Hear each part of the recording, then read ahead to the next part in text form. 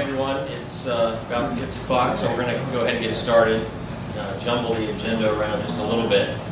And I'm not going to waste a whole lot of time up here. I'm going to turn it straight over to Chief Durham, who is our new police chief. Not so new anymore. He's been in the job for about, what, 5 months? 6 months? 5 months. 5 months. And Chief was here in 2000, about a decade ago, when Rodney Monroe came in, and Ray Terrasode was his number 2, and Chief Durham was number 3. And so he is one of the men responsible for the decline, the great decline in crime that you see across the city, as well as the institution of community policing in this city. And he was with Washington for a number of years and in the Marine Corps, but he is now a Richmonder, and he's doing great things already for us. And I'll turn it over to the Chief and let him talk for a while and then take questions. Chief, welcome. Thanks, John.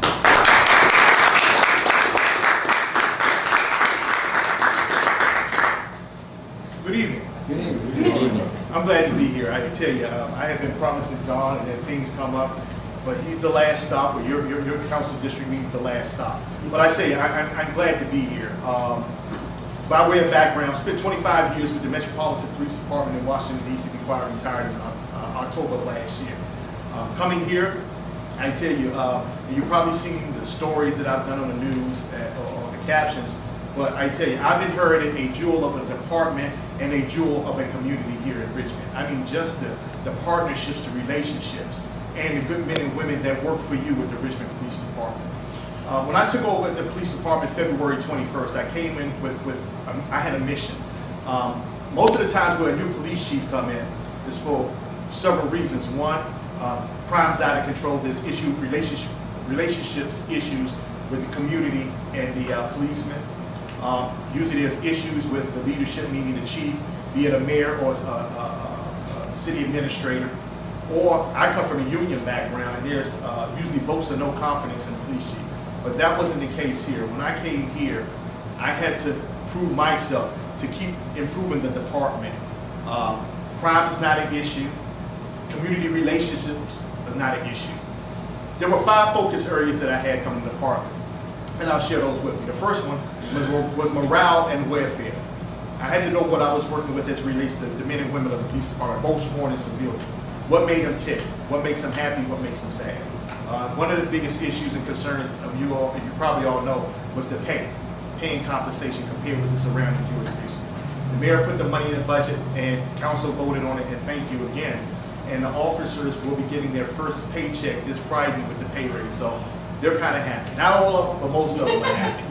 You know, police, we're strange people. The second thing is customer care. How is it that we treat the people that we serve? That's very important to me. We serve the community. We're public servants. So how do we do that? I don't care if there's interactions in the street, an email, a phone call, both internal and external. How do we treat our customers, the people that we serve? That's very important. The third thing is safeguard the community.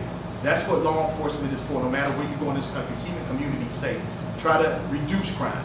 We'll never eliminate crime, but try to reduce crime.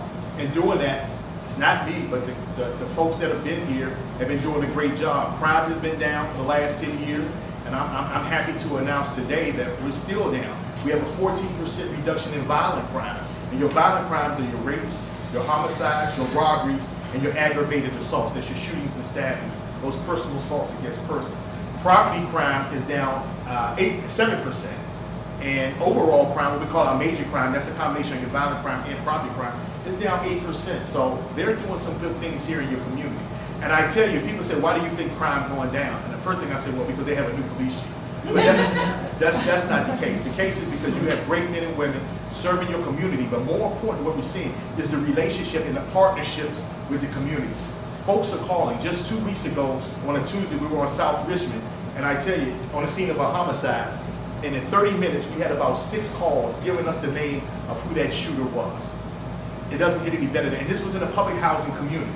And it's tough working for law enforcement working in the public housing communities, but the relationships are forming. People are starting to believe in their police department, especially in those communities, those challenged communities. The next thing is technology. Technology is a great tool for law enforcement to help deter, prevent, and detect crime, but most importantly, to solve those cases or those offenses that already occurred for those individuals who have been victimized by those perpetrators of the crime. And we're behind the curve here on technology in the city of Richmond. But I'll talk about the body-worn cameras. There's a lot more out there that we can use, but everything comes with a price, as you know. And the last thing that's near and dear to my heart is youth engagement. That's the fifth focus for the agency this year. Youth engagement, and I always share the story. I was here in December, and for the Christmas parade, I was marching down Broad Street with Chief Sullivan, and when we crossed over Belvedere, there in the Jackson Ward area, came up upon a group of youth who were there, probably between the ages of 7 and 9 years old, and walked up and extended to greet them, and not one of those kids acknowledged me. And that was really sad because, you know, these are young kids, but not only that, what was more saddening for me was that point that we had parents here, and they didn't even acknowledge me. Of course, that was the tense times, dealing with, Ferguson, and the protest started with, Eric Garner in New York. So there was some tension there. But as I walked away, one thing that hit me, and it hit me hard, is if those kids needed help, if they were in trouble, who are they going to go to if they don't even speak to the police? And the sad thing about it also is, if that was me and my mom was there and I was at that age and I didn't speak, she would smack me on the back of the head and say, boy, if you don't speak, I'm going to tear your behind up. But that's what we kind of dealing with. So that's why that youth engagement is very important. So let me touch on a few things, going back to the technology. The mayor had put in the budget, the funding for us to get 200 body-worn cameras. We're looking to put that procurement in by Friday. We just finished up with the vendor and going back and forth. There's a procurement process. So we're looking to deploy 200 cameras, hopefully with the training, making sure the policy is sound, and I'll get to that. Hopefully by November, no later than the 1st of, October, but no later than the 1st of November. There's a lot of nuances with body-worn camera. Everybody wanted them. Everybody jumped out the gate to have their officers wear them, which is, I think, is very important. As you look around the country, everybody has cameras, these smartphones and cameras and videoing up. We want to level the playing field here. There's always three sides of the story. This camera side, it'll be our camera, and then there's the truth. But what's more important is that policy. Policy has to be sound. A lot of agencies that have went and started deploying the technology really didn't have sound policies. When do you turn them on? When do you turn them off? Do you turn them on when you go into somebody's residence? A lot of privacy issues that folks have to go back and rewrite the policies. One of the things that I've already established is a work group of men and women, both sworn and civilian, but also civilian members from the community. And I'm also looking to bring the ACLU and the NAACP. I want everybody at the table. I would like to see Richmond be that model where we don't have to go back to the table. Another thing is not the cost of the camera, it's the storage of the video data. That's what we're finding out across the country. Folks said, we did not expect that, because you think about it, there's a lot of video footage that's captured. How long do you keep that before it's purged out of the system? If it has no evidentiary value, it needs to go. But how long? Most people say 30, 60, 90 days. So that's something, as a group, we're looking to make sure we establish that sound policy. But the most challenging parts for law enforcement agencies is the FOIA piece. When folks request video, media, folks from the media, folks from the community, all those persons who have engaged in an encounter with an officer, are they allowed to give that?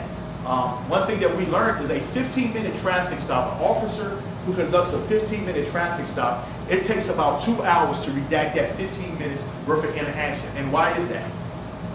Well, the officer, if it's John and I, the only video that we can show or release to the public is that encounter with John and I. So if you're a passenger in the car, sir, we have to redact your face. If you say something, we have to redact that voice. If the radio is giving personal information, even John's social security number, that has to be redacted. If a citizen is walking down the street and I happen to capture while I'm walking back to the car, that has to be redacted. If a vehicle is going down the street and there's a license plate that can identify that vehicle, that has to be redacted. So it's more bodies, it's more personnel, and again, something that folks, law enforcement agencies had not budgeted for.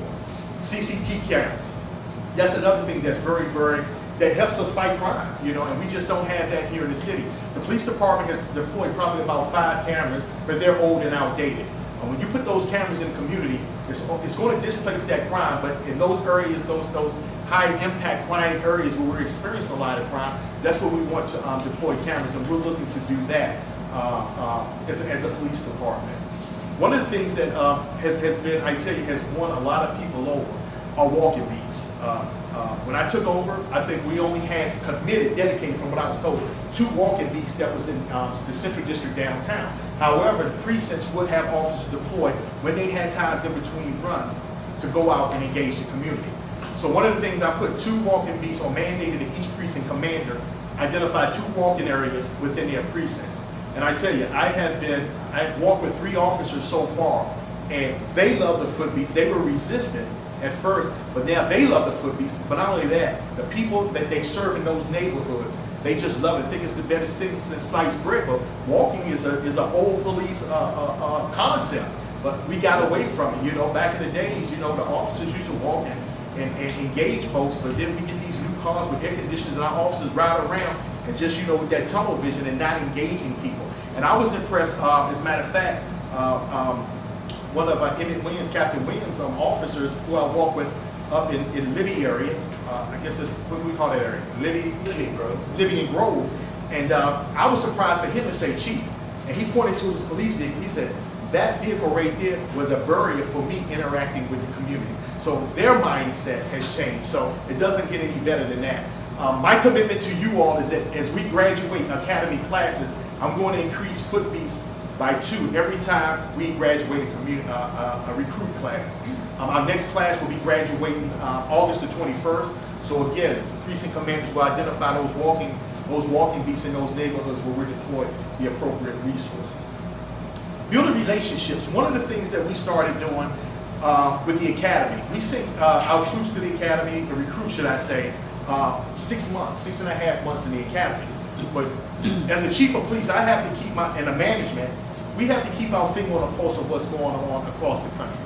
As you all know, the relationships between community and law enforcement, they're going south real fast. Every time you turn on TV to look at something, there's always an incident or encounter that's bad for law enforcement. Good, bad, or indifference is how we perceive it. One of the things I did with the academy is say, you know what? Why do we wait until our recruits graduate and take the oath of office and get sworn in and go out to field just to have that first, I guess, introduction to the community? So probably about 2 months into the academy, I had directed the captain of the training division to deploy our recruits to go out and work on projects. They went to a public housing community, they went and assisted the homeless, and then they went over to Southside in a Latino community. So that's something I'm going to do, but I want to expand that for 2 weeks when the next clients come in. Hopefully we can put a class in October, but I think it's important that we have an understanding. No longer is brute force tolerated in law enforcement. It's not. We have to change the way we police. As a matter of fact, Thursday I'll be going down to Hampton where the governor is putting on well, should I say, the governor will be there, but the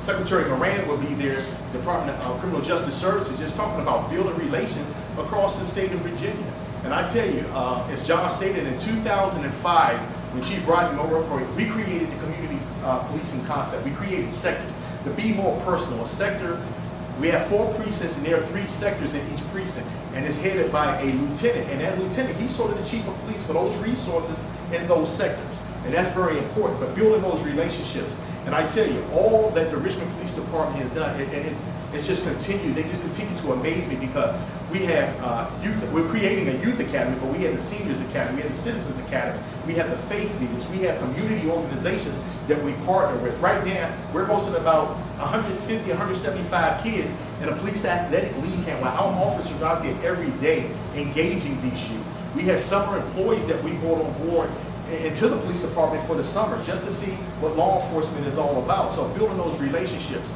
The one thing I say, you know, it's good to have those folks who are on outside who understand the ins and outs, the intricacies of law enforcement if they're the police department. But there's that segment out there who don't trust the police, who don't believe the police. And I'll share this with you. There's an organization on Marshall Street called Art 180. I'm not sure if you're familiar with it. Well, one day they invited us there, and I went and met the youth. And I was going around and asked them, how do you feel about the police? The first young lady I asked, she stated, well, I get along with the police. I have no problem with them, but my brothers, they're knuckleheads, and they always having run-ins with the law. But that's understandable. Another young man says, that uniform you wear means nothing to me. I'm like, whoa. You know, that really hurt because I take pride in protecting and serving. And I says, why do you say that? And he says, every time I look at my phone, social media, there's something about a negative interaction or negative conduct on the part of police officers. They're locking black men up, they're shooting black men, and killing black men, and nothing's being done to you all. So I asked a follow-up question, well, has any Richmond police officer ever done anything to you? He said no. And I'm like, wow, so something is happening somewhere else is having impact on our department. And that's why it's so important that you hear me say I'm about accountability, because that one negative interaction is reflective of every person who wears a uniform, that badge of honor to protect and serve. So it's very important that we continue to engage, and we're doing a lot of things. We're coming up as ideas coming up, as people in the community bring ideas and recommendations. We're following up on those. We're taking them, to task on that. And I always say, ladies and gentlemen, we can't do it all. Right now, I am hurting for personnel. I am. Nothing to them, but they have to do a budget. My budget's been cut. I need police officers. So you think about it, right now I have actually about 600 and probably 70 something officers that are available out there to us. But guess what? They're not working one shift. That's across 3 shifts, 24 hours a day, 7 days a week.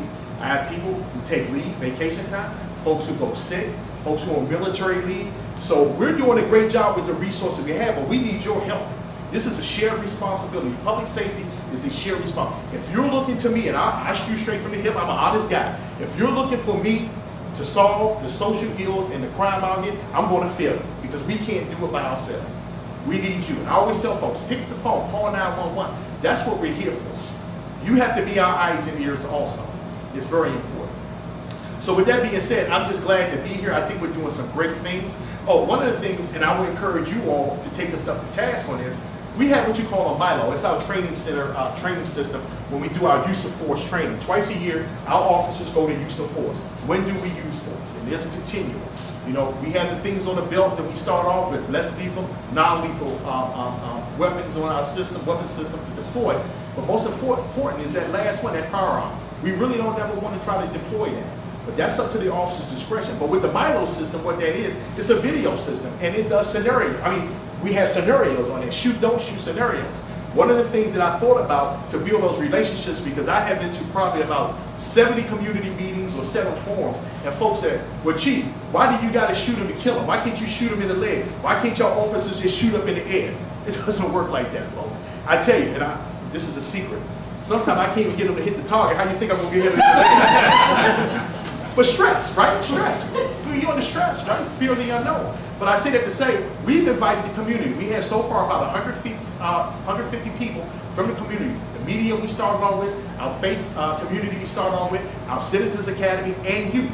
And I will tell you, everyone who has gone with that, when they finish that scenario, those scenarios, they say, I have a whole new perspective on policing. Because that split-second decision. And the funny thing is, they're standing there at the ready with a gun. When our officers walk up on the traffic stop, we don't come up on a car with a gun. We're asking, ma'am, sir, the reason I stopped you, and somebody may pull a gun out on you. So I would encourage you, if you're looking to do that, reach out to your, we're having sessions on that, and we open the academy up, and we want folks to come out and see that. And then you become our advocates. Well, it's not as easy as what we see on TV. The TV, they shoot somebody, they take a 30-second commercial break, and they come back, and then they come back for the next episode. It doesn't work like that. When our officers are engaged or involved in the use of force, they're sitting at home sometimes for months and sometimes for years, waiting on a decision for the Commonwealth's attorney. We don't make that call. We conduct the investigation in parallel with the Commonwealth's attorney office, and we submit that thing in, and we wait for their determination after they finish their investigation. Either they're going to indict an officer or what they call issue a letter of declination, letter to decline to prosecute. And then the investigation don't stop there, because now we have the administrative investigation to find out if our officers were the use of force within policy. So there are a lot of moving parts here. It's a tough gig, ladies and gentlemen. Policing today is very tough, but we have to change the way we do things, but we need your help, and it's very important.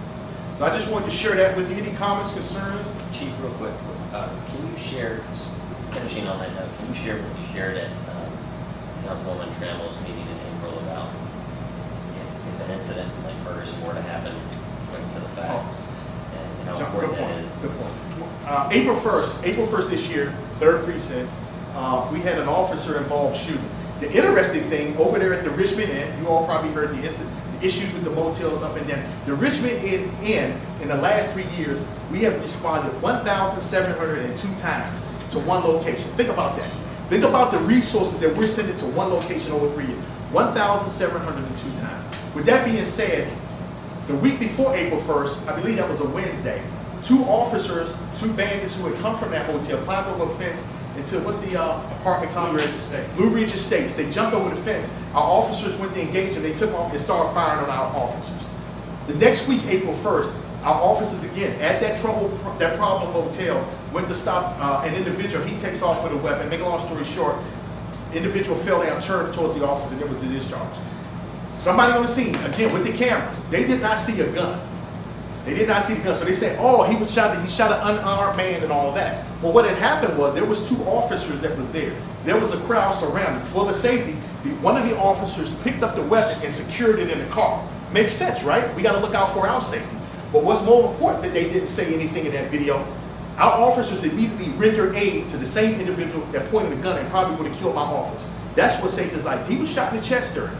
But because our officers, who have trauma kits now, we're starting to issue trauma kits to save people's lives. But we did that. We saved his life. But what I say, there was a lot of social media postings or chat, and I'm not familiar with all these, Facebook and whatever they are, but there was several postings, negative, talking about the officers and threat mouths. And I tell folks, I had to get in front of that immediately, and I tell folks, and I tell you all, let the investigation take its course. For me, and I tell you, I'm about accountability. If my officers done something wrong, I'm going to say it because we exist because the people allow us. If we lose credibility with you all, we're going to fail. But what we did, and I promise that once that investigation is done, once it goes to the Commonwealth attorney and Commonwealth attorney makes that determination, again, the prosecutor or the client, I got in front of the camera and told them that it was a declination, that the use of force was justified, and that's what I'll do. I think it's very important to jump in front of these type of situations so people don't come up and speculate and come up and trial and judge the incident and come up with draw their own conclusions before the actual investigation is done. And the way that works, we have internally in our internal affairs division, we have a force investigation team, meaning the use of force investigation team. It's detectives from homicide, it's detectives from internal affairs, and the forensics team. They come, they process the scene, and a Commonwealth attorney is on the scene just to make sure they're doing everything by them. He or she does not interfere, but they just make an observation and taking their notes. It usually takes, depending on the complexity of the shooting. This one took about 2 weeks to get video and everything, witness statements, and they turned that over. So back in June, so about 2 months, 2.5 months, when the Commonwealth attorney made the determination. But please give me the opportunity. I'm going to get in front of that camera. I'm going to tell you as much information as I can. But people want it now. You know, with technology, people want answers and responses now. But you can't always do that because you have to remember too, in this instance, the gentleman, the suspect, he's still pending trial. So there are certain things that you don't want to say that may taint the jury, right? The jury of its peers, or damage the process to successful prosecution of a case. So I just wanted to share that with you. Thank you. Comments? Yes, ma'am. A silly question, I suppose. Why don't policemen carry truncheons anymore? I'm sorry. 9.6. We do. I don't have one. It's called ASP. You got to ask. So this is the new thing. Oh. That's the ASP. It's retractable baton. Yeah. So they don't carry the big wood sticks no more. You know, only time you may see those type of sticks are doing protests where they go online with the equipment to move people back. But that's the new thing. It's small, it's portable, and you can do strikes, and we train with those. So you can do strikes where you don't have to expand it, but you can just use that, you know, to hit points. And we never strike people in the head unless, again, it's a use of deadly force. And let me share something with you. People always ask the question, well, why do you shoot? And I always share this. I think if you educate, then you become our advocate. So, and this is a test. So officer gets called to the scene, let's say, of a domestic situation. Husband, wife, boyfriend, girlfriend. They're arguing. So what's the first thing? Now take my belt away from it.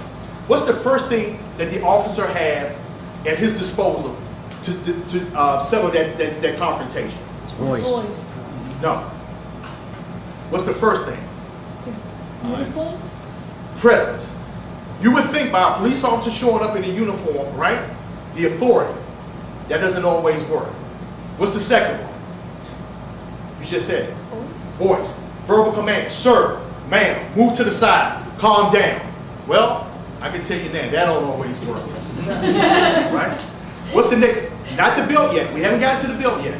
What's next? So we already got presence. That didn't work. Verbal voice didn't work. Verbal commands didn't work. What's next? We talk about separating people. What's next? Do you get in her face? Hands, right? Control. Control, right? Hand controls.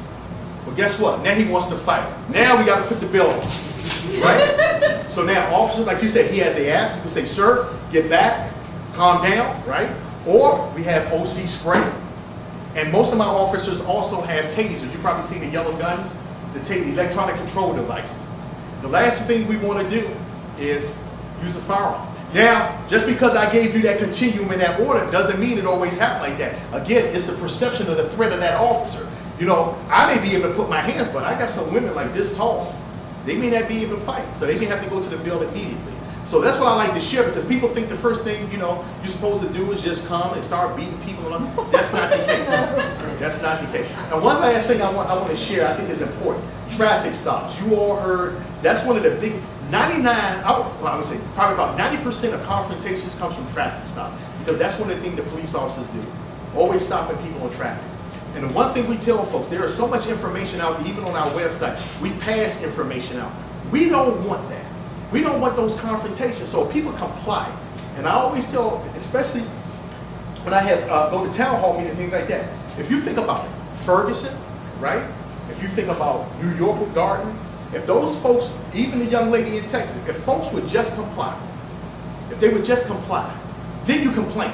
Because I'm going to tell you, ladies and gentlemen, as sure as I'm standing here, that you are not going to win a one-on-one battle with the police. Not if you're doing the traffic stop by yourself. You're not going to win that. And what I mean is, if you're arguing with the police, he's going to probably lock you up. You're not going to win that battle. So it's simple. A majority of the time, folks want to know why they stop. And we have a policy. When an officer stops you, he comes up, tell you, can I see your driver's license, registration, and the reason for the stop. Introduce himself. I'm Chief Alfred Durham. The reason I stopped you, you ran a stop sign. May I see your driver's permit, registration, insurance, proof of insurance.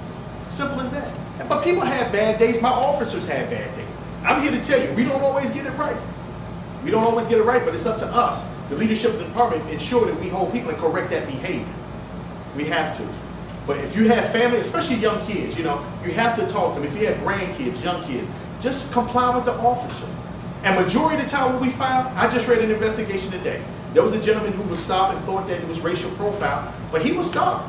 The officers let him go, just told him, hey, you need to slow down and stop speed. But yet he still filed a complaint. So sometimes you can't win.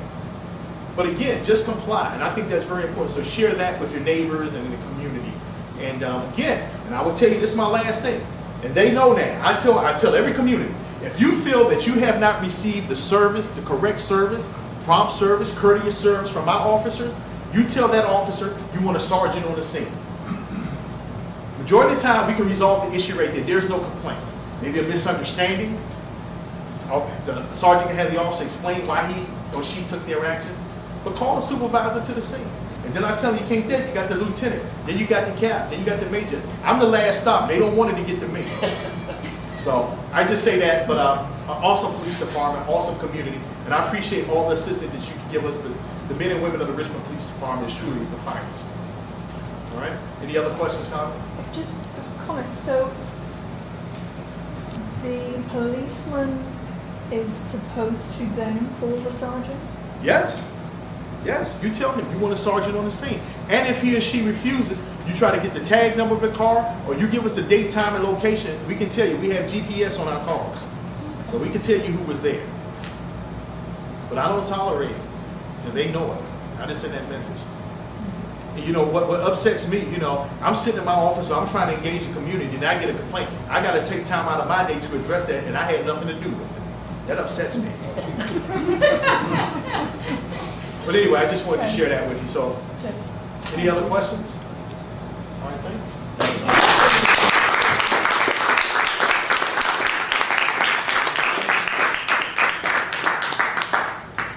That was absolutely outstanding. Thank you, Chief. You're welcome. Lieutenant, Commander, do you, either one of y'all want to come up and give us an update on I'm not going anything to in take the up sector? any other time. Mike, I want to talk to you about what's going on in your sector. I come to a bunch of the meetings. Some of you are there, some of you are not. I'm Captain Williams. I'm the commander over at 3rd Precinct. Thanksgiving, it'll be my full 2 years there. I've been here with the city for 29 years. I just want to thank you guys for coming out to these meetings, supporting the police, supporting your council, and just trying to share information. Next door is the best way to do that. Lieutenant Stith is your sector lieutenant. He's been doing it for a long time. Everybody loves Mikey. He can tell you about all. Just lock your cars up. That's the only thing. Yeah, that's it. That's about the only thing I could really tell you. We have an uptick in dust motor vehicles. I heard some chatter about somebody using an electronic device I'm here to tell you that's possible. It happens in big places like New York, D.C., but I haven't seen it happen here in my 25 and a half years. But I never rule out those possibilities. I always keep my eyes open. Most of the time, people are leaving their vehicles open, so I just admonish you to lock your vehicles, hide your property, make it a little harder for the individual who's looking into your cars. We also had an uptick in B&Es, going out west towards Three Chop, Carytown, Museum District. You're fine. You just had the dust motor vehicles. Colonial Place and the Caroline. So we're hitting that full force. We're concentrating on that for the focus for the next month or so. So I look to reduce all of that. So we're doing pretty good overall. As the chief has said, crime is down, so we're doing pretty good. West Hampton, we had a community event. Turned out to be real good, reaching out to the youth. Went to, I remember the church now, the Baptist Church of West Hampton on Glen Burnie. That was a pretty good event. We did walk the neighborhood with the fire department and all, and a lot of folks came out. So it was at least about 80 people, I would say. So it was pretty good. So they were kind of excited, and they had a complaint in the parks about drug dealing, but for some reason it wasn't there when I got there. So we'll continue to check it out. That's all I have, unless you have some questions. Everybody good? Any questions for Lieutenant Stith? Good. Thank you, Lieutenant. And please don't feel like you all need to stay. We know how busy you are, and we appreciate you coming out. Hi, sir. Very important Take care. to be here. Thank you. We know where to find you. Thank you. Ask Glen Sturdivant to come on up and give us an update for the Richmond Public School System. Thank you, John. Welcome, Glen. Hi, everybody.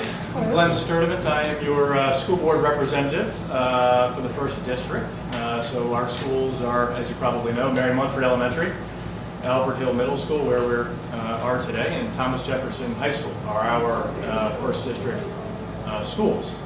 I'd like to start out with talking about the simple things, and I always appreciate everybody who calls me and emails me when you see a bus driving too fast through the neighborhoods.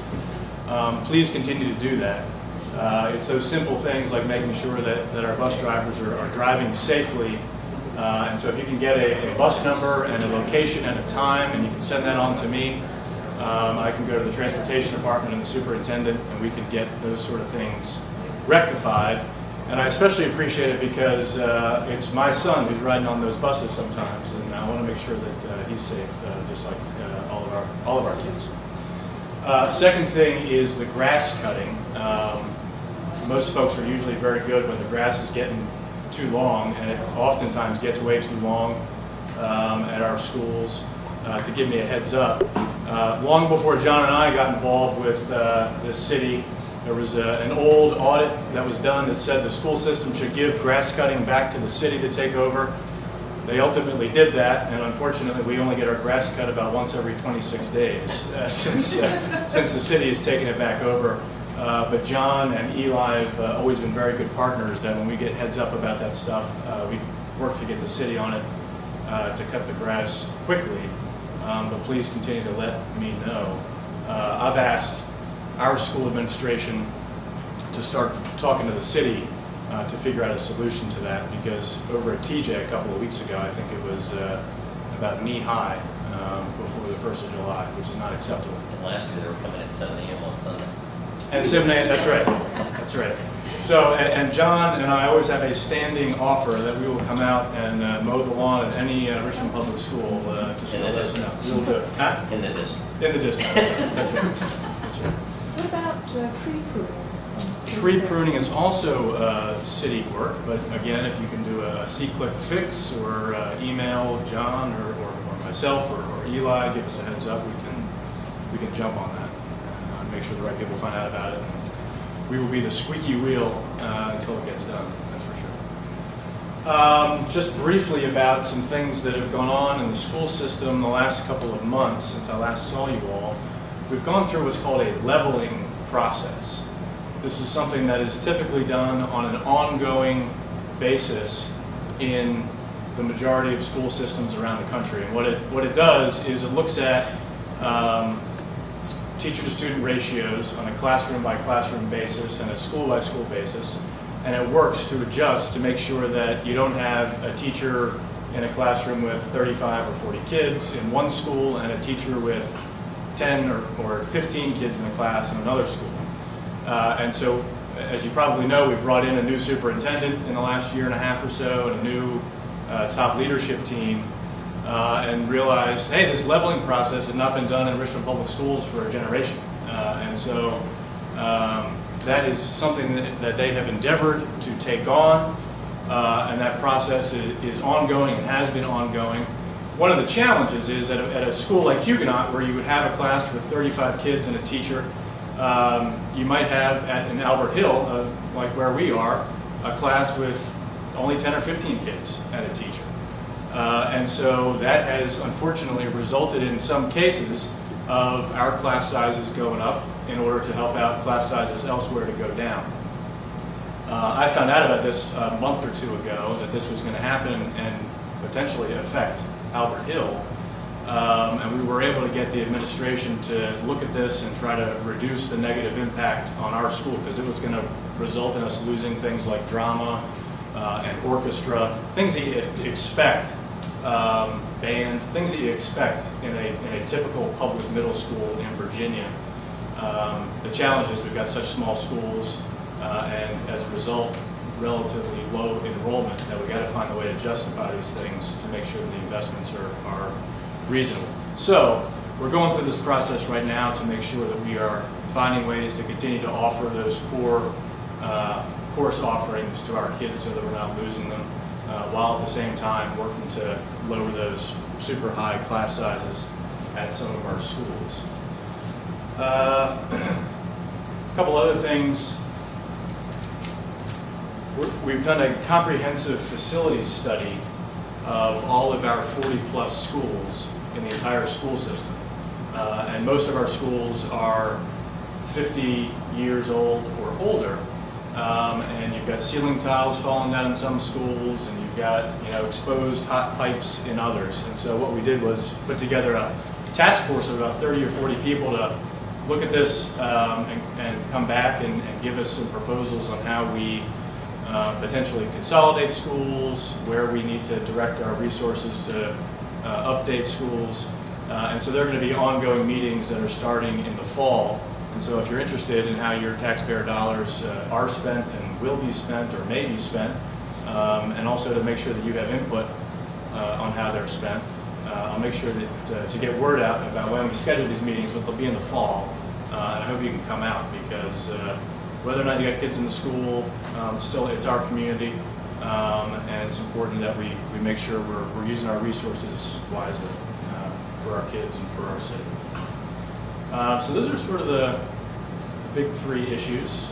Please continue to reach out if you ever have any issues or questions at all. I'll be here until the end and happy to chat with you after and answer questions, or if you want my personal cell phone or email, I'll be happy to give it to you. But if anybody has any questions, that's all I have. All right, thank you, John. Thank you, Glenn.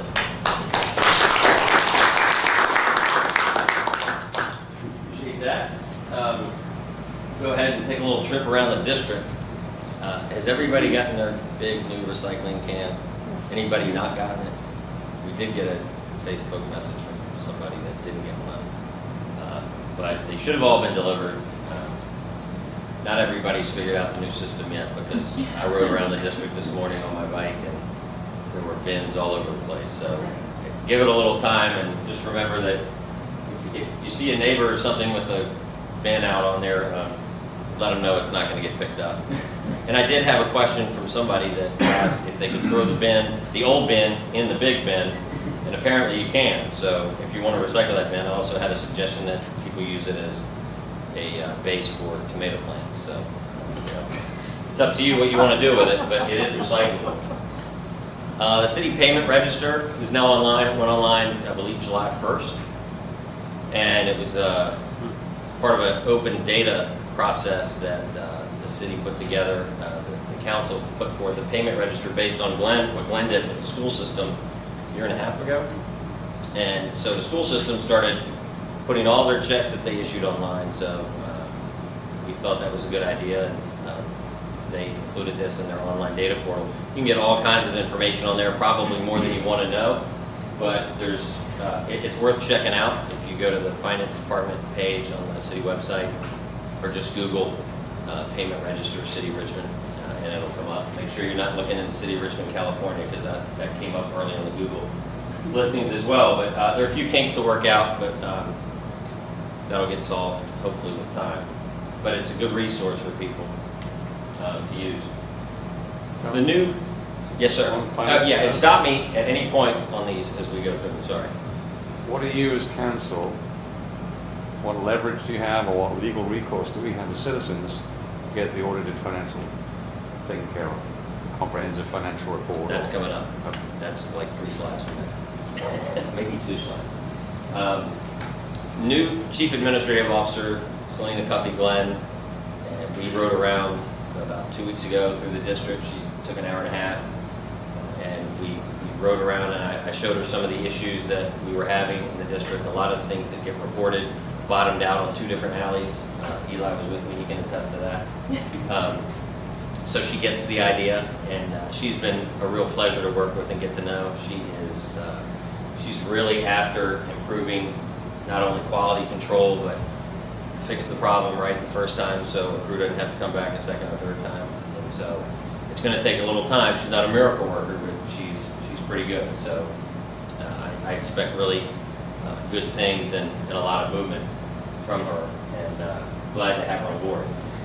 The comprehensive annual financial report. It still has not been delivered. We are expecting it. I will tell you that the woman who took over as Chief Deputy Administrative Officer of Finance and Administration is a woman who worked with Miss Cuffee-Glenn in Suffolk.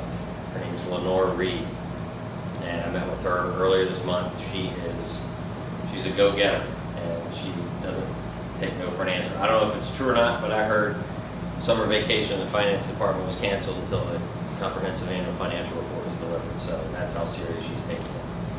And I believe that she can get the ship righted. I did make a joke in the newspaper about her raising the Titanic, and that's her job. The finance department is kind of a mess, but I believe she's the right person to get it done after meeting with her and sharing with her some of the problems that Eli and I hear from constituents. That it's the attention to detail. Obviously, it's the big things like the CAFR, but she's focused on fixing that, but also fixing, again, like Ms. Cuffee-Glenn, it's the quality control and the delivery of the basics. So, again, needs a little bit more time, but I'm confident. And come back to me in September or November meeting, and I'm sure, I'm hoping I'll say the exact same thing. The Westbourne Mansion over in Hampton Gardens finally sold after, I think, 4 auction attempts. This may have been the 4th. And somebody unknown bought it for $1.5 million. It was assessed at just over $1 million. And so we don't know what's in store, whether they're going to divide the property. There is enough room to build another house there. So all the neighbors know is they're thankful that it was sold and going to be developed responsibly. It had become a real problem with kids breaking in there and causing trouble, and nobody cutting the grass and stuff like that. Typical code enforcement issues. So we'll wait to see what happens there, but it's been kind of a thorn in the side for about 5 years, so 4 or 5 years. Bus rapid transit. Went to the meeting yesterday at lunch because the other meeting that they're holding is right now down at UR downtown. And I was impressed with some of the changes and the progress that GRTC has made and the consultants. There's still some work to do. There's still some improvements that need to be made, but for the most part, it seems a lot further along than it did 3 months ago. You can just Google Pulse GRTC and it'll pop right up, but there's the URL. Next chance for public comment, whether you can attend or if you want to send an email. Urban Design Committee will meet Thursday, August 20th, and the Planning Commission will meet on Monday, September 8th. And I believe probably by tomorrow or Thursday, if you tune into Channel 17, They should have video of the meeting that was held yesterday. I don't know if the city was filming the one tonight. Was the city filming the one tonight? So I think they're going to have it up hopefully by tomorrow. So if you want to tune in, all the documents and everything else is online at that URL if you're interested. But it does help to watch the presentation for some of the context. So I think that's important. National Night Out is next Tuesday. It's always a great time. If you live in the Museum District, they're having one over on Gray Street. And if you live out near, say, Superstars Pizza, they're going to have one. The Granite Association and the West Hampton group, where Glenn lives, they have one right there on Granite Avenue behind Superstars. It's a great time to go out, mingle with neighbors, and kind of socialize, show the bad guys that you've got eyes on the street. So that's always fun, and that's next Tuesday. Any other questions to this point? Nothing? Anything we haven't talked about yet? Wow, we should all go home. Stephen? No, the GRTC Rapid Transit, Yes. one of the objections I heard was blocking access back and forth and a crossing from the Lean District,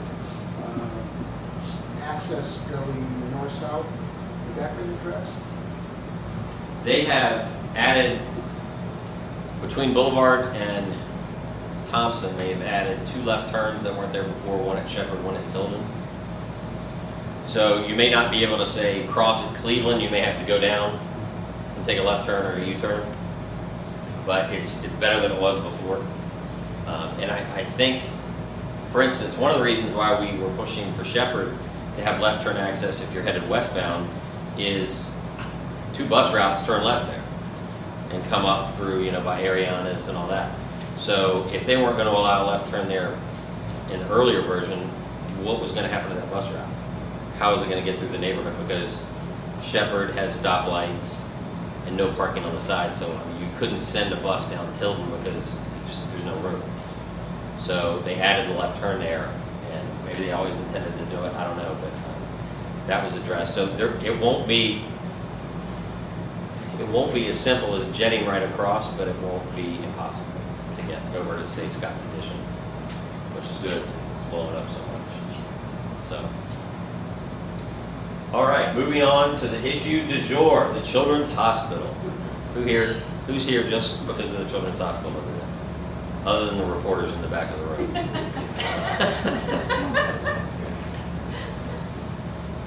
We had a vote last night.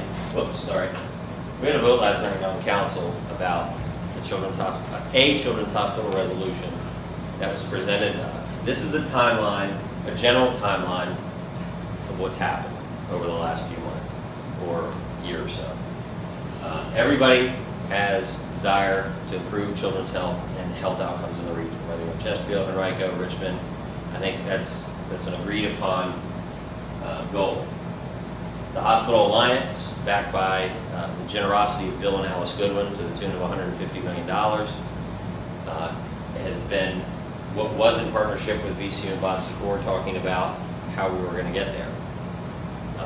And they were asking for places to potentially locate a campus-style children's hospital.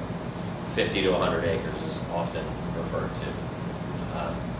Unfortunately, in May, VCU and Bon Secours backed out, citing cost concerns, and that was unfortunate, but that's where we are basically today. So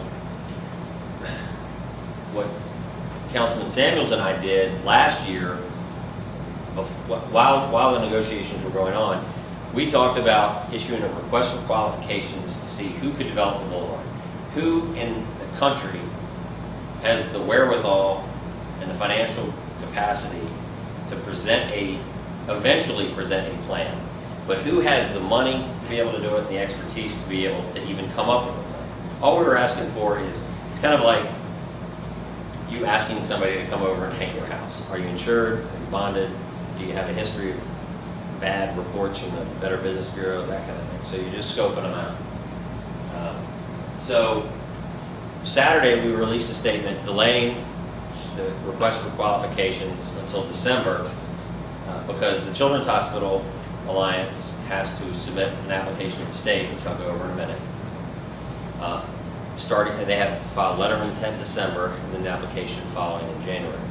So we did that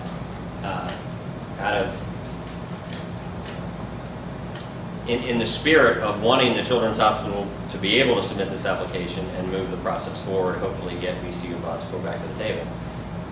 The mayor introduced a similar RFQ process with the Chaco baseball plan in November 2013. It was supposed to start in March and April of 2014, but it never got off the ground given what happened to that plan. So the hospital application process. What the Children's Hospital Alliance has to do is they have to comply with the state's regulations. State, you have to apply for a certificate of need to show that the need exists for a new hospital, whether it's a children's hospital or Chippenham Hospital or whatever. If MCV wants to build a new building and add beds, they have to apply to the state.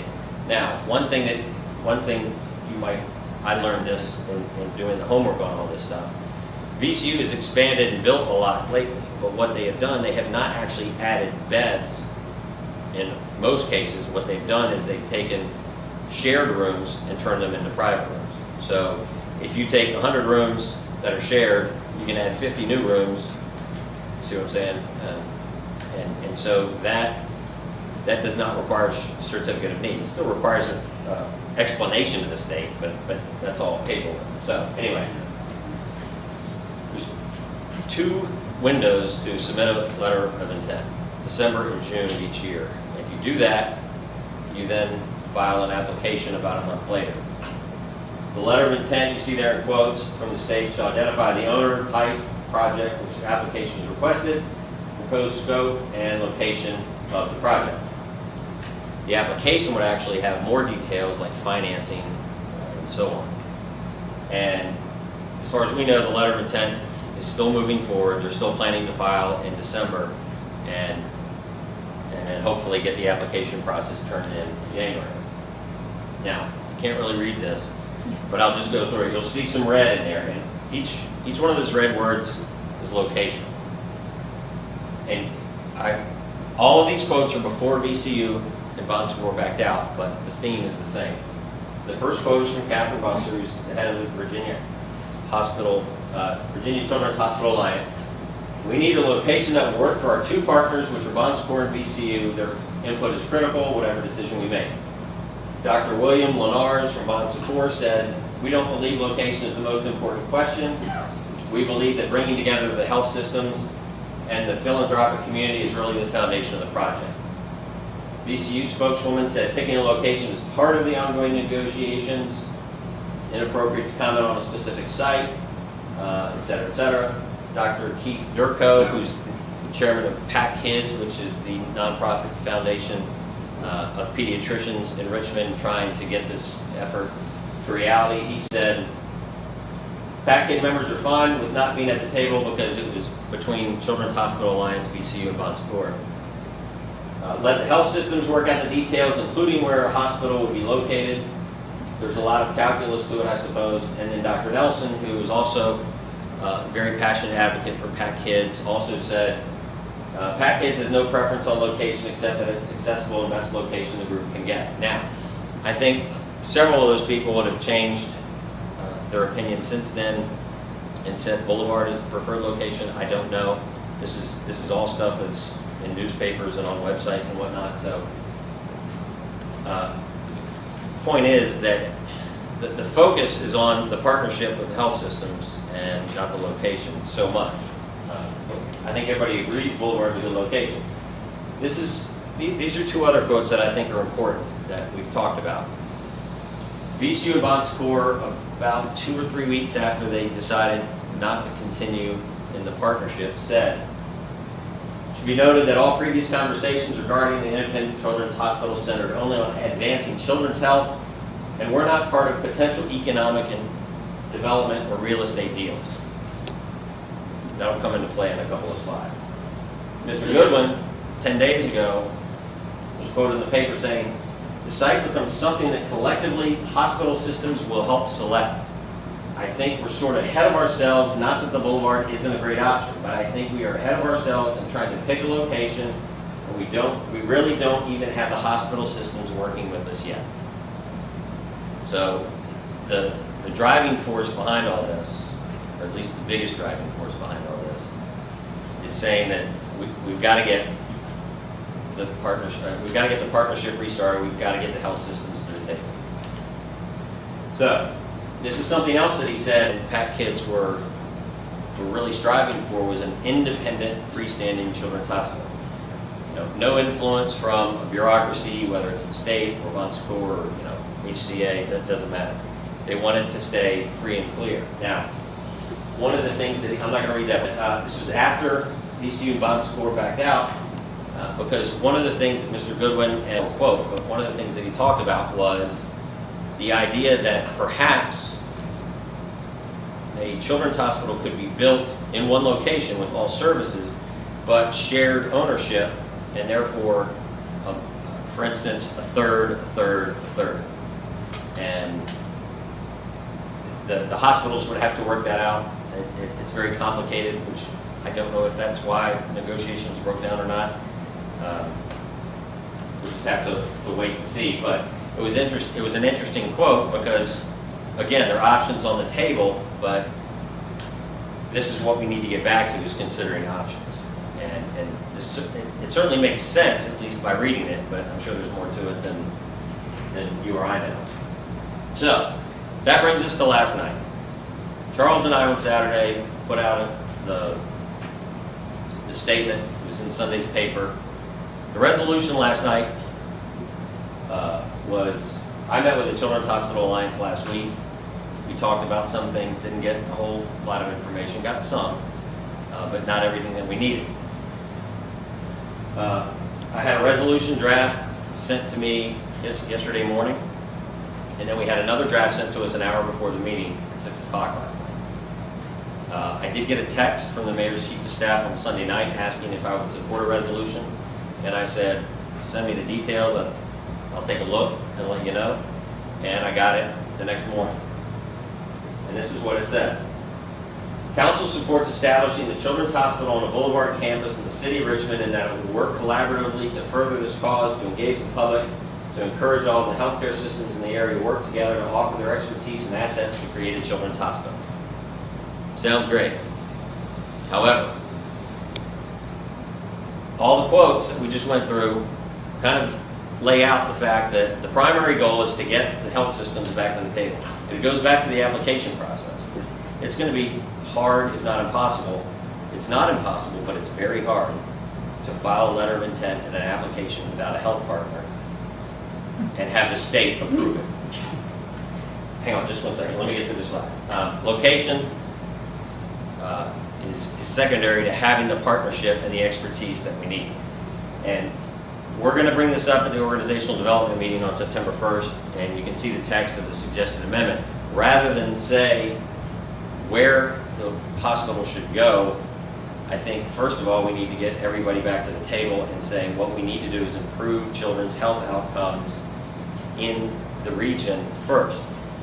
And I'll just throw this out there, if VCU and Bon Secours came back and said, all right, we'll go in on a freestanding children's hospital and be a part of it, or through one of the prospects that Mr. Goodwin laid out, and they said, but we want to put it on Forest Hill Avenue, would we abandon that because it's not on the boulevard? Probably not, but I don't know. We can have a discussion. She had her hand up first, and then I'll get to you. Yes, ma'am. Well, mine was the boulevard question. Where's the boulevard campus? Well, it would be where the Diamond is, where the Diamond, Sports Backer Stadium, Hermitage Road, Boulevard, Robin Hood Road, that general vicinity is what they're talking about. It's a 61-acre site from CSX to 95 in that area. Not the old children's hospital. No, ma'am. That's on Brook Road. No. Yes, sir. Any reason they can't wait until June to file a letter of intent? They have to both have the certification of need and the letter of 10th, and say they can't just wait. No, they could wait till June if they wanted. They can, right? So Sure. So, but right now their goal is December. because that piece of one of our like good real estate that's left in the city is because they want to attach the name on it, have that kind of placeholder, and so that's why they're trying to file and do this kind of rush all in December. Well, it's up to the Hospital Alliance as far as the letter of intent goes, but they told me last week, and I think they met with most of the council last week individually, and they said they were aiming for a December 1st letter of intent. But if it didn't happen, they could always defer to next June. And the city is going to get back to us also in December for. The state has 90, I believe it's 90 days or 180. State has a deadline to get back the answer. I believe it may be just under 6 months. So they would have, if you submit your application January 1st, then you would have to hear back from the state by June. So, yes, sir, Steve. There's 3 major hospital systems in the Richmond area. One that's not being talked about is HCA. Is there a reason they're not part of this conversation? They notified everybody from the get-go that they were not going to participate. And I don't remember the reasons, but they have never been interested or willing to be a part of the partnership. Question about the Boulevard site. You're talking that's nonprofit. Would that generate real estate tax revenue for the city if it's on the Boulevard site? The hospital itself would not, and any research part attached to it would not, but the medical office buildings, the outpatient, the hotel to serve it, all of that stuff, the first floor retail, anything like that would generate property taxes, or real estate taxes, or business taxes, food and drink, that kind of thing. One thing I want to go back to real quick that I forgot is, in all these quotes about location, there's an important note at the bottom here. It says, no one has said that the availability of the boulevard is holding up the process. The city owns the 61 acres at the boulevard. It's not going anywhere. We're not going to sell it. Charles and I delayed the request for qualifications to allow them to apply. If it waits till June, Charles and I have to have the conversation in December. You know, what do we want to do? Where's the process? But the land's not going anywhere. It's going to be there under city control. The Squirrels have gotten an extension of their lease. They'll be there at least through 2017, et cetera, et cetera, et cetera. So we're not in danger of the land disappearing if that's where the hospital should go. But that's, you know, again, to the quotes, it's kind of up to the hospital systems and the experts to decide. So anyway, I hope nobody's getting seasick going through all this stuff. So this is where I had a problem with yesterday's resolution. I've got some emails today saying you issued the statement supporting the Children's Hospital on Saturday or Sunday, and then you voted against this thing last night. 9:45 yesterday morning, I got a resolution that says this. Council requests the administration study the feasibility of establishing a children's hospital on the boulevard and make recommendations to the council and the community by the end of 2015. All right. We've already gone over that. You know, the city apparently is saying, okay, the boulevard's the location, but we haven't heard the hospital system say that. And it's secondary to getting the partnership back together. It's kind of like the Blues Brothers. We're getting the band back together. You know, you got to get the band back together before you can make the music. The other question is, why is there another feasibility study being contracted out by the mayor's administration instead of a regional partnership or the health systems themselves? We didn't get an answer to that question yesterday. But the first part of that resolution changed to what you see at the bottom. At 4:50 yesterday, an hour before the meeting. It says, Council requests the administration study ways to advance economic development on the boulevard that could include medical office buildings, hotels, restaurants, residential, and other uses anchored by a children's hospital, and make recommendations to the council and community by the end of 2015. I'll let that sink in for a minute.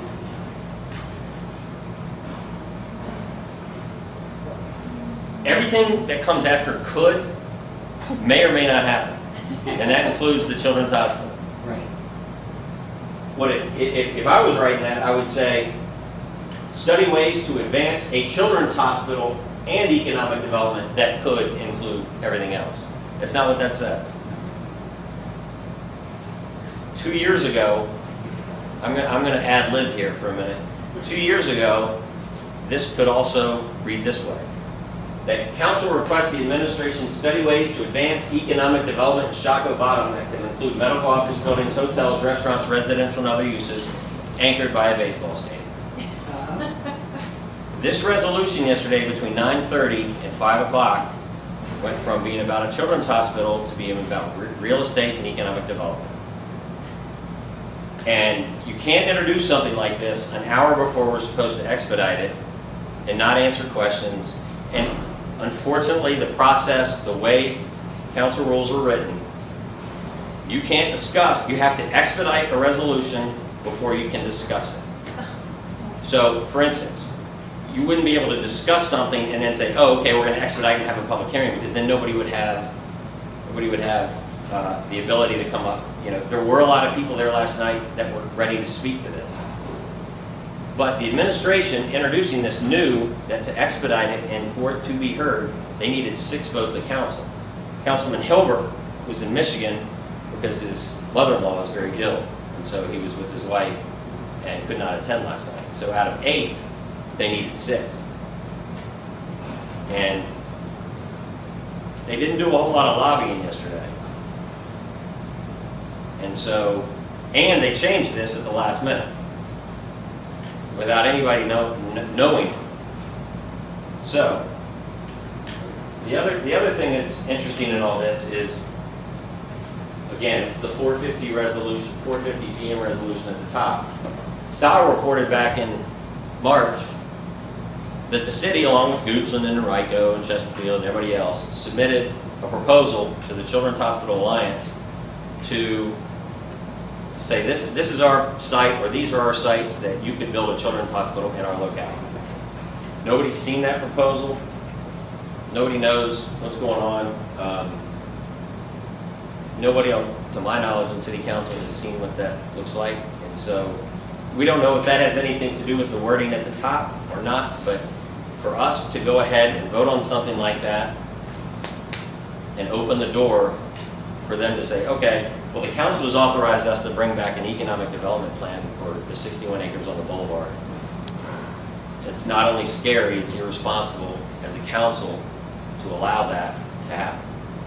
And that's why some people voted against expediting. We're not against talking about the resolution, we were against expediting it.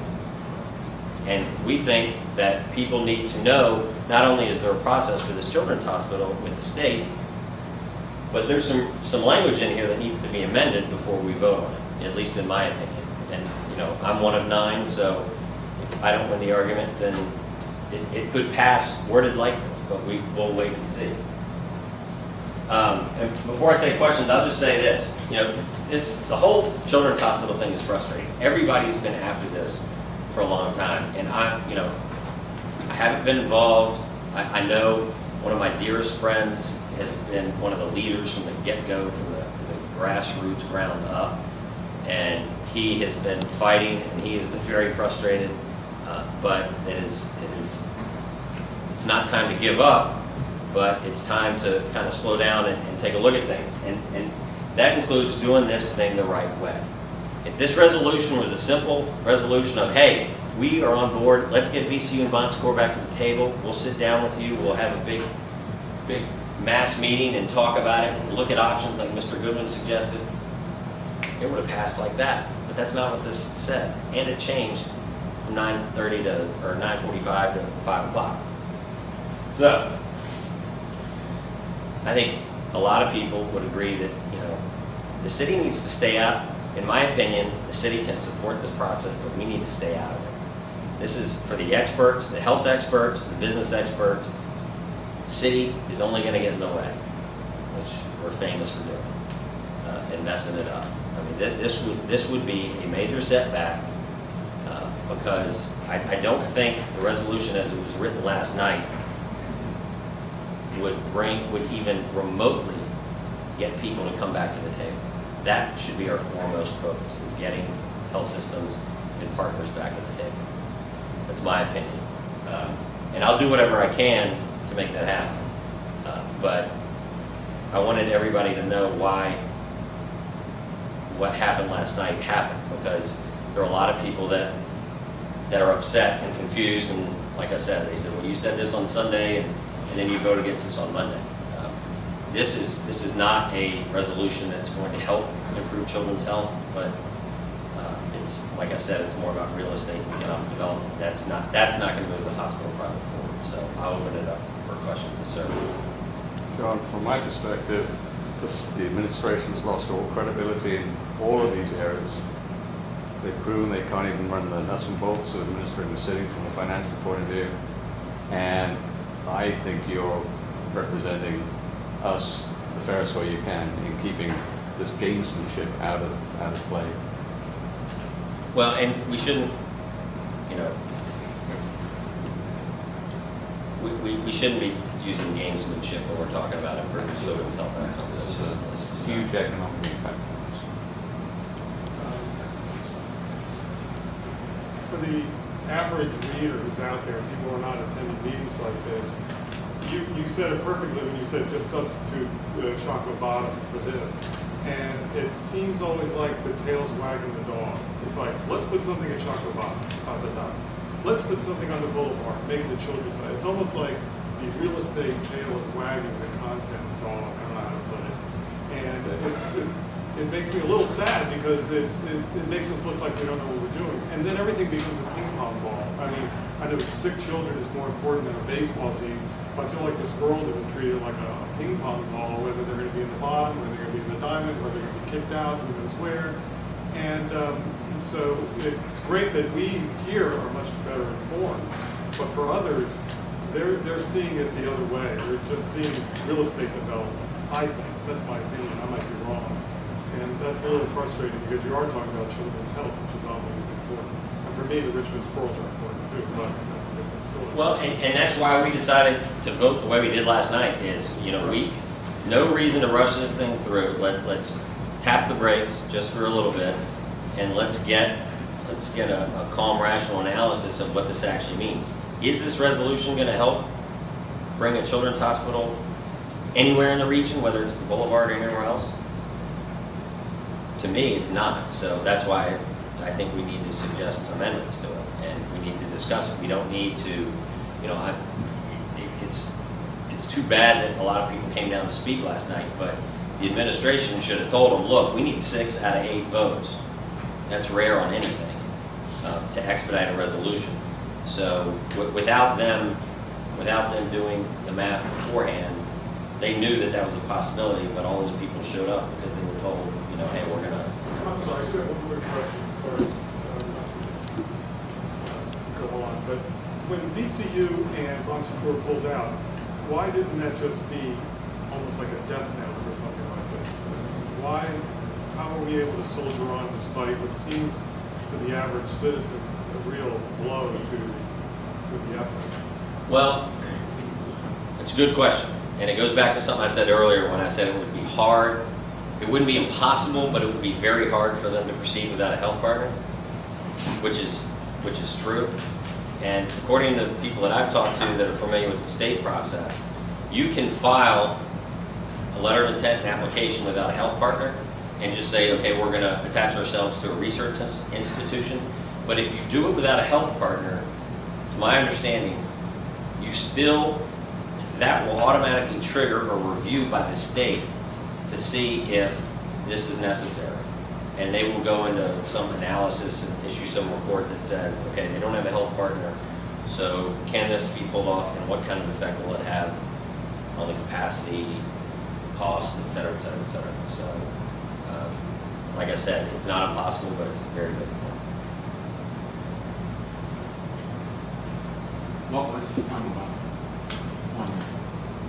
Well, like I said, Councilman Hilbert was out because of his family issue, and it was 4 against and 4 in favor. And they needed 6. So, Isn't VCU building a children's hospital right across the street from City Hall? They are building a children's pavilion, which is it's an outpatient facility. There's no surgery there. So if you needed surgery, I guess you go across the street or to whatever hospital. But one of the things that I've found out in doing all this is, and this is a VCU number, this is a national number, 90% of pediatric treatment is outpatient now. I don't know if that includes ER or not, like if a kid falls off his bike or something like that, but 90% they say of nationwide treatment is outpatient. So the trend is outpatient, and that's true with a lot of health outcomes, because now with testing and diagnoses and all that kind of stuff, the goal of doctors is to catch something before it gets too bad that you have to be hospitalized. And so, we're still a long way from some of that, but those are the numbers on pediatrics that I've been told. Anything else? Yes, ma'am. Well, then I guess my question is back, because from personal experience, when we lived in Fresno, California 25 years ago, there was a children's hospital, and it was great. And it was a wonderful place to go with kids. But like you said, most of the time we were there because of the clinics in the hospital, right? It was all together. So if VCU's doing that, I assume there's a study somewhere along the line that said we needed a children's hospital or we don't, from VCU or Bon Secours working together. Well, there have been 3 studies done, and VCU did their own analyses, which nobody's seen yet. They cited it, I believe, and I'll ask the reporters to verify that, but I believe they cited it, but they didn't release it. And so I'm seeing nodding heads.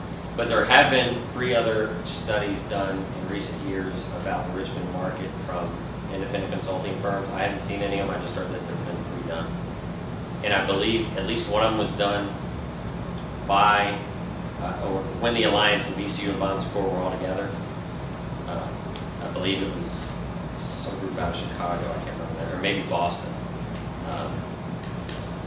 But we haven't seen any of those. It just feels to me like the Boulevard development's being held up again for something that's not going to happen. So nothing's going to happen there for now. Another year, 2 years, 3 years. It just That may be, but and Charles and I talked about that before we decided to delay the RFQ. Do we get going or do we give them a chance? And wait until December so they can file a letter of intent and application. That didn't seem like a bridge too far. So we'll reevaluate at the end of the year. Anything else about this? All right, fun stuff. Around the district, food court, 3 food courts in the district now. Can't argue with that. Temple Bethel, Mary Munford, and St. Giles, Monday, Tuesday, Wednesday, when it's not raining. Movie in the Park this Saturday, Friday, the 31st at Humphrey Calder, the Box Trolls. I've never seen it, but it's a free movie, and you can go out and hang out on the grass there at Humphrey Calder. Hopefully it'll be nice and cut. A great article a couple weeks ago in Condé Nast Traveler about Richmond being one of the hip food destinations in the South. That's always a good thing because everybody's talking about restaurants now, so that's great. Pick a copy up, or you can read it online. Unfortunately, no restaurants were featured from the first district, but there's some good ones in there, for sure. And then training camp opens Thursday down at Bon Secours Training Field. Goes for a couple of weeks. Texans are coming to town, and they'll do a couple of shared practices. You'll need a ticket for the big day. And then Fan Appreciation Day is August 15th. That's always a huge day, and it's a lot of fun. So that starts Thursday. So those are some fun things happening around the district. And then, of course, can't get out of here without plugging Raids Online next door. And as the chief mentioned, and the lieutenant, nextdoor.com is a great way. The police have access to to monitor crime news on nextdoor.com. So they're constantly looking at what people are reporting. So that's very important to remember because sometimes they might get the color of a car description or a partial plate or something like that somebody puts on Nextdoor, but for whatever reason it doesn't get to the police. So nextdoor.com is a great resource for each neighborhood. And that's it. We're out 5 minutes early, unless anybody has any questions. Yes, sir. On C-Click Fix, Yes. frustration is you turn something in, it says it's been acknowledged by the city, or you get a message back saying, because you said the intersection of Belmont and Grove, property on, you describe which corner, we don't have a specific address, we Right. can't go out and look, and that comes back time and time again. Parker has advocated more code enforcement, right? Don't we have the enforcement people out walking the neighborhoods as opposed to being demand-based? I mean, there's countless things that should be fixed. There And are. maintenance issues by renters. Leaking Land- water meters. Yeah, I some mean, it things. just goes on and on. And- Code enforcement is complaint driven. So if a neighbor sees something, they call it in and the inspector will come out and report it and file and all that stuff. And so a lot of times, like I rode around this morning for an hour when I got up and because of what Parker did last week, a lot of the alley, or a lot of the, when Miss Cuffee-Glenn and I drove around, we saw a couple of alleys or a couple of areas behind apartment buildings that had all kinds of trash dumped out, especially at the end of the month when people are moving out. So it can come up kind of quick, and sometimes good, responsible apartment owners will haul it away. Other times they'll just leave it there for the city, when in fact they shouldn't be doing that. And that was one of Parker's big headaches, and I felt that headache riding around this morning because I found about a dozen places like that. I just did the museum district today, but so that's something. But if you see a report come back that says it's closed and it's not, then it's C-Click Eli, and he will make sure that he manually enters it into the CRS, which is the content system, as well as follow a report with Public Works, Utilities, or whatever. But if you ever get a bounce back, and it happens with C-Click Fix, because some people report things on C-Click Fix that you can't really report. They just kind of best guess the category, and then they type in the description, hoping it'll get in there. But that's really stuff that needs to go into the CRS, and that's where you can call the office and Eli will take care of it for you. Yes. Can you briefly clarify the steps on C-Click Fix? I mean, the language, when they say acknowledged, I think that means C-Click Fix has accepted then the city will say it's closed, but closed doesn't mean they've taken care of it. Eli, you want to explain that little hiccup? I think the mayor's in Matthew, they're the ones responding to Okay. C-Click Fix, and then they'll take it. And we're supposed to be actually submitting it through the CRS system, which is the internal city tracking system. So that's how it works. So, Okay. And if for whatever reason, they may close it and put it in the tracking system, but if it doesn't, but you won't get that notice. But if you do, then Eli can go into the tracking system and see that it's been entered, and then let you know that even though it's closed, it has been put in the system, and therefore, It's not just And I have one other thing. About the last 3 or 4 months, there's a lot of social media talk. There was an article in Style Weekly 2 or 3 weeks ago about renting rooms in your home, and this is sort of blown up because of the UCI bicycle races. It's my understanding from the article in Style that it is not legal to short-term rent a room in your house. However, a friend of mine pointed out 2 months ago you could go on Airbnb and there are 430-some rooms for rent in the city of Richmond. So I'm really confused about. well, that's accurate. Okay. You're So- not allowed to rent your room out, but it's also a code-driven violation. So, for instance, if you rented a room out in your house, Right. then, and the neighbors complain, code enforcement would come and issue a notice and say you have 30 days to abate. which means you gotta get the person out of your house within 30 days. So by the time, Shoot. by the time that happens, the race is over and they're back in Europe, so you don't have to worry about it.